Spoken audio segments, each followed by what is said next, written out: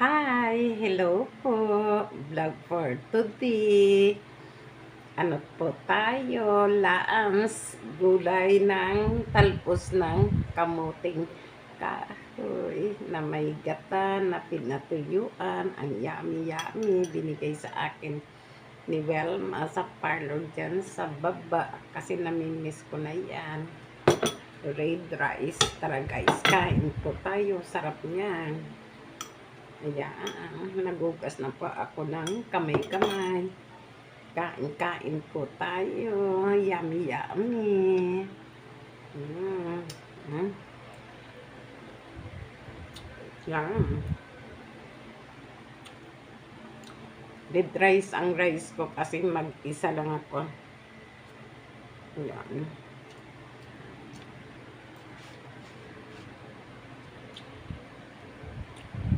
Sarap guys. In-order ko sa TikTok.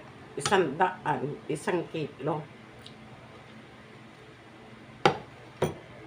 Masarap po. Yummy guys. Yummy, yummy. Masarap.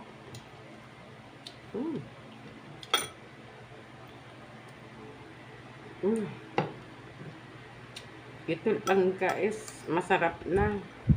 Hindi pa.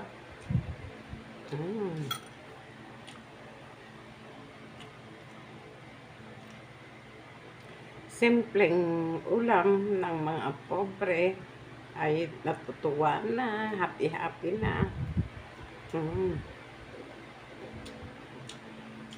Sarap. Sarap. Juice. Alam nyo ba guys, anong klaseng juice to? Cucumber, lemon, at saka yung celery na malalaki. Ayan guys, at kunting honey, fresh juice.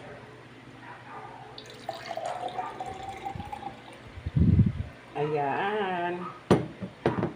Ayan po guys, blender tayo ng juice, cucumber, lemon, celery. Ayan, at saka konting ginger. Ayan po guys, sarap yan. Salip mag soft drinks, ganun na lang po ang gagawin nyo. Gumawa na lang kayo ng fresh juice. Ayan. Ang sarap. Dyan. Ang sarap. Parang isang rice pa ako ata.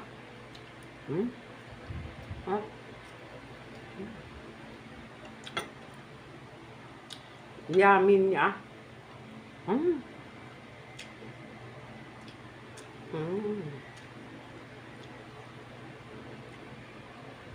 Tamad kasi ako magluto guys. Kaya nangingi na lang ako. Nagbigay ako ng pangdagdag bili ng panggata. Ayan, binigay nila ako. Ayan. Diba? Sarap busing ko.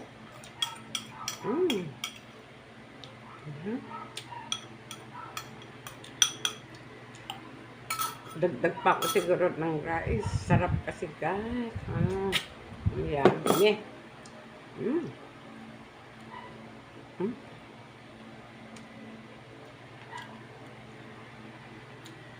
Ay, hindi ko alam ano tawag ng luto to sa kanila. Dito. Talbos ng kamuting kahoy. Gata. Masarap lagyan ng tinapay. Baboy.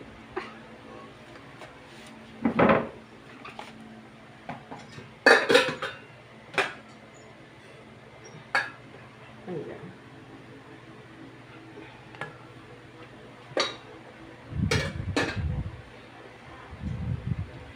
Ayan guys, dagdag pa mo yummy yummy. Ayan. subscribe naman my YouTube channel. Yan.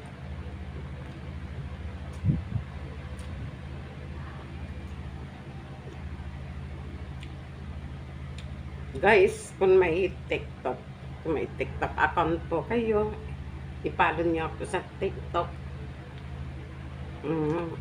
Same po ang pangalan ko dito sa account ko. Account ko na Res Belinda.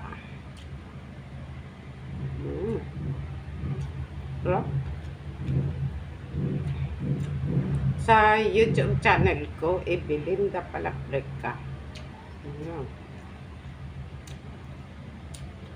Tapos, yummy. Ito lang ang ulam. Happy na ang tummy ko at saka panlasa. Hindi ko alam guys kung bawal to sa mayor. Pero gulay naman to guys kasi may gata. Sa cholesterol. Birat lang naman ito. Gusto ko sarap. Busog na ako.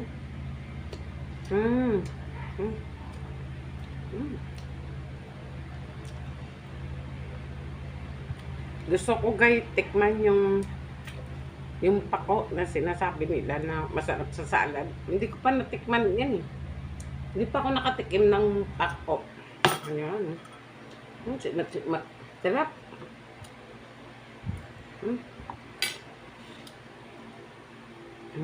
Ayan.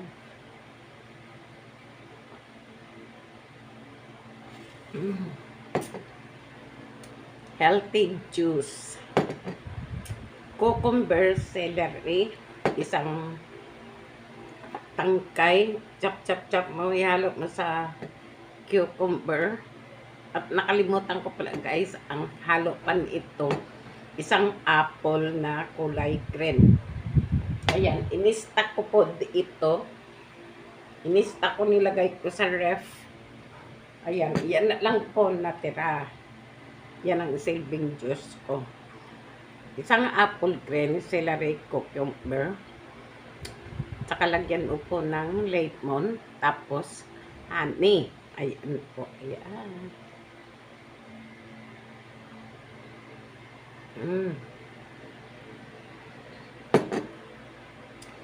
Health benefits muna tayo.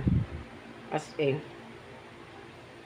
alam nyo guys, may cholesterol na naman kasi 6 months ako na walang laboratory. Ngayon, nag-laboratory ako ng isang araw kasi 6 months ko na mayroon akong cholesterol kasi sa totoo lang guys, kwentuhan muna tayo tapos na ako kumain, busog ako. Sinabi ko sa doktor na, Dok, nung last na resita mo na 100 na pang cholesterol, ano po, pag 3 buwan na consume ko na. Pagdating ng 3 buwan, hindi na po ako nag-consume kasi hindi ako binigyan ng gamot sa ako. Kasi na-consume ko na po. Kailangan na ang pa-check up ulit. Kaya pinahinga ko. Di ayun. At pati po ang sugar ko, pang 3 months din, 100 piraso na tablet. Na-consume ko na rin. In-stop ko na. Hindi na ako nagdugtong. Inantay ko na lang yung laboratory ko ngayon kung ano talaga ang resulta. Pero habang wala pa yun kay stop ko pag-inom, nag-alternative naman ako na mga dahon-dahon. Lumabas naman sa laboratory ko na may ano pa ako, may cholesterol, may uric acid pa ako, uric. Kasi ramdam ko po, hanggang ngayon, tumaas ang uric ko eh. Kasi wala naman po ako dati uric sa last na laboratory ko. Ngayon lang po talaga lumabas ang uric ko. Naramdaman ko na may kirot dito, kirot doon, kirot dito. Sabi ko, hanggang ngayon, tapos ayun, naresitahan din ako na kirot. Tapos sabi sa akin ng doktor na huwag mong i-stop yung metformin at saka sa cholesterol mo. maintenance na yan, isabay mo doon sa gamot mo ng pang high blood kasi baka mamaya magbaray yung cholesterol mo, ma-stroke ka. So, ang dugo ko naman po kahapon ay 100 over 70. Kasi ang dugo natin po taas baba. Kailangan tuloy-tuloy talaga po ang pag-iinom ng gamot. Kaya yan, ngayon nagme-maintenance na naman ako ulit ng mga gamot at saka yung uric ko 100 tablet sa loob ng 3 buwan. Once na matapos ko yung 3 buwan, ayun, 3 buwan, babalik ako sa doctor for follow-up. Titingnan nila ang result na naman. So, inaalagaan ko po guys yung aking katawan kasi alam mo ba guys, gusto ko pang umaba ang buhay ko kasi parang hindi ko pa handa na ako'y mawala kasi nga sa sistema ng 2 kong anak, si Jeremiah at saka si Josue, parang wala akong tiwala na kaya nila ang buhay nila. Ayun.